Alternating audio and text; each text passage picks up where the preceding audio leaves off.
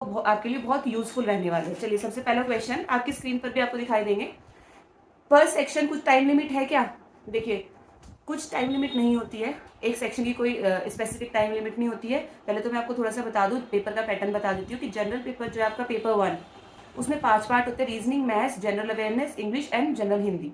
तो इसमें 5 पार्ट होते हैं, 20 मार्क्स ईच, 20 क्वेश्चन ईच, और हर एक क्वेश्चन का 1 नंबर होता है।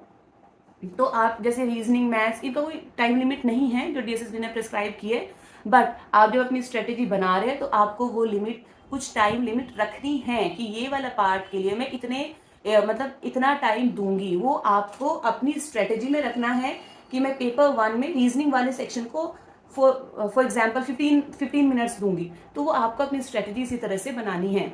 ठीक है, इसमें मैं कुछ बच्चों के क्वेश्चन ये भी आया कि मैम पेपर 1 को कितना टाइम दूं और मैं पेपर 2 को कितना टाइम दूं। तो मैं ये कहना चाहूंगी, जो जिनका क्वेश्चन पेपर ऐसा है, मतलब सब्जेक्ट ऐसा है जो थोड़ा सा लेंथी टाइप का है, तो वो लोग पेपर 1 को दे कम टाइम और अपना पेपर 2 के लिए प्रॉपर टाइम रखे।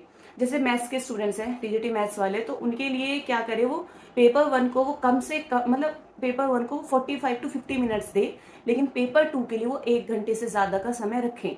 वही जो दूसरे बच्चे, जैसे कुछ लैंग्वेज स्टूडेंट्स हैं, वो अपना पूरा टाइम दे, पेपर 1 को पूरा टाइम दे, लेकिन इतना भी नहीं करना चाहिए कि पेपर 2 के लिए बिल्कुल ही टाइम ना बचे।